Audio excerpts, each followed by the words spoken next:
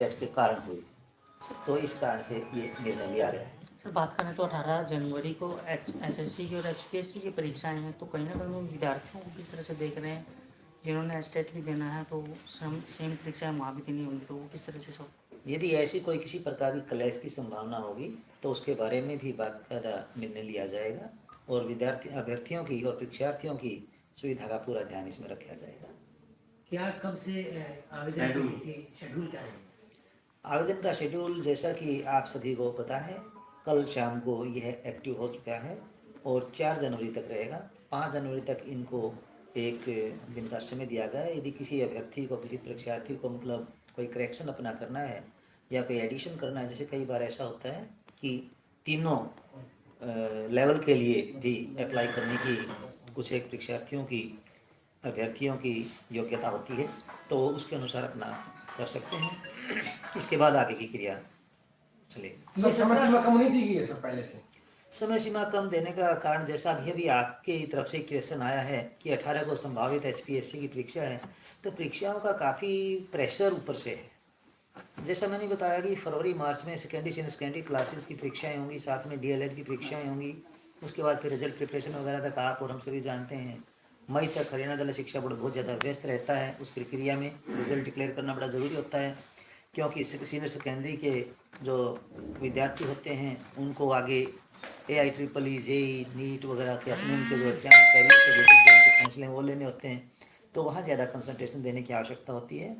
यदि अभी हम ऐसा ना करेंगे तो फिर यह समय काफ़ी आगे यानी लगभग सितंबर अक्टूबर के पास जाने की संभावना है और वहाँ भी हो सकता है किसी दूसरी एजेंसी का, परीक्षा एजेंसी का ऐसा क्लैश हो जाए कि संभावना वही बन जाए जैसे कि 2024 स्टेट के लिए 2025 में बनी। ये शेड्यूल जो है जारी किया गया है सर 17-18 तारीख का संभावित है, क्या उसके मुताबिक जारी किया? अगर वो तिथि बढ़ती है तो क्या आवेदन की तिथियां भी बढ़ेंगी? आवेदन की तिथियां नहीं बढ़ेंगी, क्योंकि आवेदन देखिए आजकल टेक्नोलॉजी का ज़माना है, इंफॉर्मेशन टेक्नोलॉजी के, आप 24 आवर्स इसमें कभी भी अप्लाई कर सकते हैं। वेबसाइट एक्टिव हो चुकी है, कोई ज़्यादा मेरे विचार से इसमें तिथि बढ़ाने की आवश्यकता नहीं है। हाँ, यदि कहीं कोई परीक्षार्थी की ऐसी कोई समस्या, अभ्यर्थी की ऐसी कोई समस्या है जिसमें मान लीजिए कि कोई डॉक्यूमेंट उसको नहीं मतलब अवेलेबल है, तो उसके बारे में विचार किया जा सकता है। ऐसी कोई हार्ड एंड फास्ट रूल नहीं है, क्योंकि इसमें भी हरियाणा दल शिक्षा बोर्ड की जो अपना एक एक्टिव से प्रावधान है कि यदि अनअवॉइडेबल सर्कमस्टांसिस कोई ऐसे रहे हैं कि किसी अभ्यर्थी ने अप्लाई ना किया हो तो उसके लिए विचार किया जाता है। पिछले कुछ दिनों से स्थिति विरोधाभासी नहीं है सर? परीक्षा परिणाम जारी कर दिया जाता है, उसके बाद पता चलता है, नोटिफिकेशन जारी हो जाता है, बच्चों ने पेपर अप्लाई करना शुरू कर दिया है ऑनलाइन, उसके बाद जब अवगत करवाया जाता है तो मीडिया को जानकारी मिलती है। क्या पहले जानकारी नहीं होनी चाहिए सर? कुछ कम्युनिकेशन गैप की वजह क्या है? आपने बिल्कुल सही कहा। दरअसल व्यस्तताएं इस प्रकार की हो जाती हैं कि ऑल ऑफ सडन फैसला लेना पड़ जाता है। जैसे कि कल 4 बजे के आसपास ये सूचना मिली थी कि आप परीक्षा फॉर्म लेने की जो प्रक्रिया है वह शुरू कर सकते हैं, और मैं आउट ऑफ स्टेशन था। दूसरी तरफ सेक्रेटरी महोदय भी आउट ऑफ स्टेशन थे, वाइस चेयरमैन साहब यहाँ उपस्थित थे।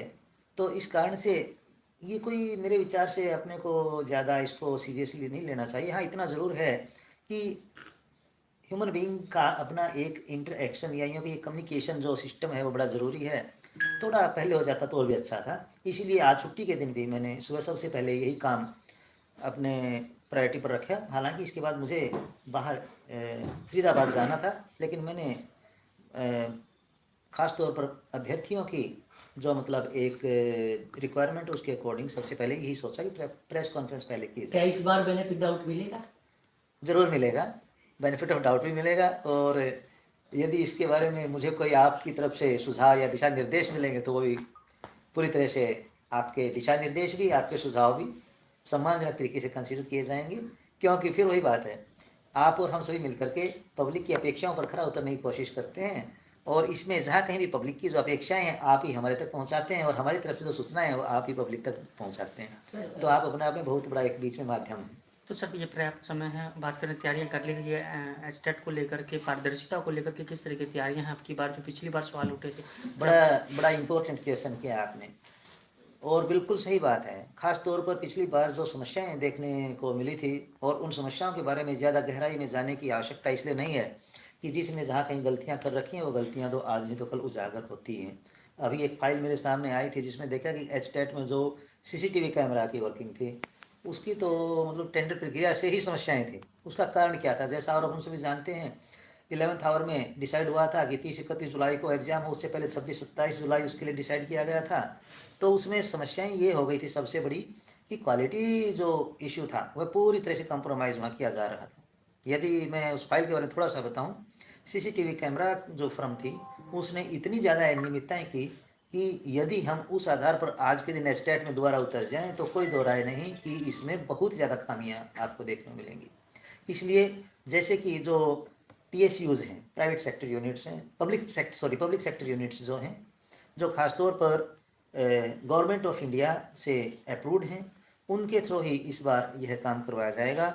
और इसमें खास बात का ध्यान ये रखा जाएगा कि कहीं कोई किसी प्रकार का लकुना ना रहे। कितने फीस केंद्रों क्या होंगे रहेगी? सर, कितने केंद्रों पर परीक्षाएं होंगी अगर होती हैं, अगर जो शेड्यूल के हिसाब से, और इसके साथ साथ कितनी टीमों का गठन किया जाएगा पारदर्शिता पर? देखिए, ये तो अभी काफ़ी अपेक्षित और अनएक्सपेक्टेड मतलब बातें आपस में दोनों हो जाती हैं। अपेक्षित तो इसलिए है कि बिल्कुल सही है, परीक्षा केंद्रों के बारे में एक बार तो दिमाग में क्वेश्चन आता ही है, बट ये डिपेंड करेगा कि कितने अभ्यर्थी इसके लिए अप्लाई करते हैं। सर टेक्नोलॉजी का कितना प्रयोग जो है वो किया जाएगा इस बार परीक्षाओं में, किस तरह की सबसे पहला इशू यही ध्यान में रखा गया है कि मैक्सिमम टेक्नोलॉजी का इसमें प्रयोग किया जाएगा, चाहे वह फिशिंग से रिलेटेड हो, चाहे बायोमेट्रिक से रिलेटेड हो, चाहे वो CCTV कैमरा से रिलेटेड हो, कहीं किसी प्रकार की कोई ढील नहीं बर्दाश्त की जाएगी। सर फीस क्या रहेगी तीनों की?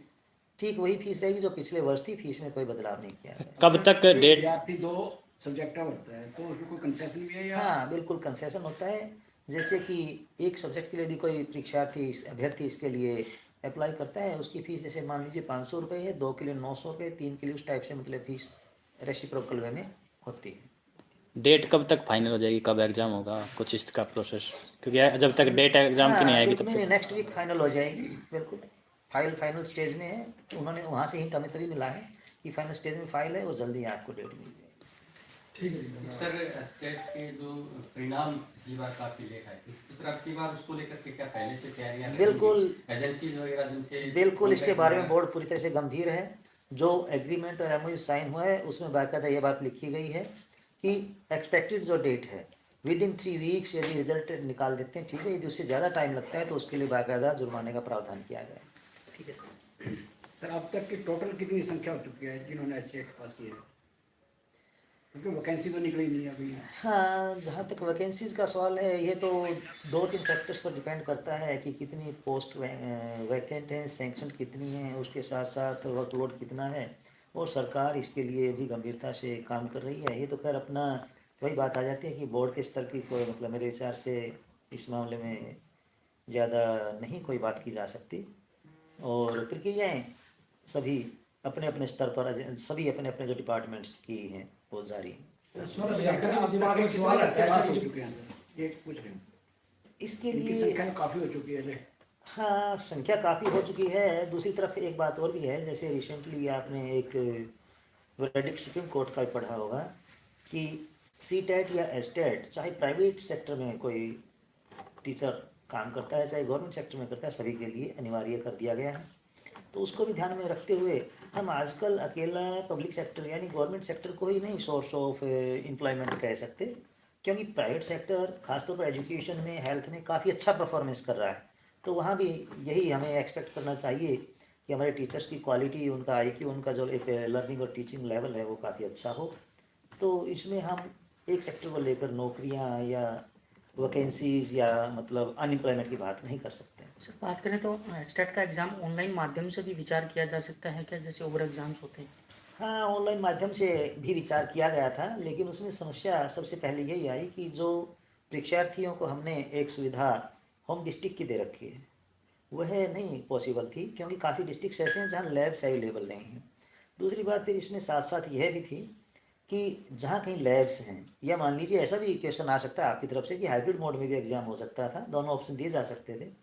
तो लैब्स के बारे में भी कुछ थोड़ा हम इतने ज़्यादा कॉन्फिडेंट नहीं थे कि वहाँ सिक्योरिटी और यूँ कि ये जो मतलब एक तरह सीक्रेसी का जो इशू है वह फुल प्रूफ हो, तो इसलिए उसको अवॉइड किया गया। सर अभ्यर्थियों के दिमाग में सवाल बता जाए कि परीक्षा है वो 5 साल की है या फिर लाइफ टाइम की? लाइफ टाइम की। सर एक अभ्यर्थियों को क्या संदेश देना चाहेंगे, बात करें तो समय भी? अभ्यर्थियों को मैं यही संदेश देना चाहूँगा कि पूरी तरह से लगन के साथ पढ़ाई करें। आप सभी ऑलरेडी ट्रेंड हैं, यानी मतलब चाहे पीआरटी की बात लेवल 1 की बात करें, चाहे पीजीटी की बात करें, चाहे पीजी की बात करें, आप एक्सपर्ट अपने सब्जेक्ट में। और आप सभी हौसला बनाए रखें, क्योंकि जब तक आपका कॉन्फिडेंस लेवल हाई नहीं होगा तब तक आप परफॉर्मेंस अपनी अप टू द मार्क नहीं कर सकेंगे। इसलिए जो रेगुलर टेस्ट हैं या मतलब जिस प्रकार से आप पढ़ाई कर रहे हैं उसमें आप अपने आप को हर रोज़ कॉन्फिडेंस लेवल अपना बढ़ाते चलें। और आप सभी को बहुत बहुत हार्दिक शुभकामनाएं। यही आशा करता हूं कि आप सभी को आपकी जो अपेक्षाएं हैं उसके अनुसार सफलता मिले।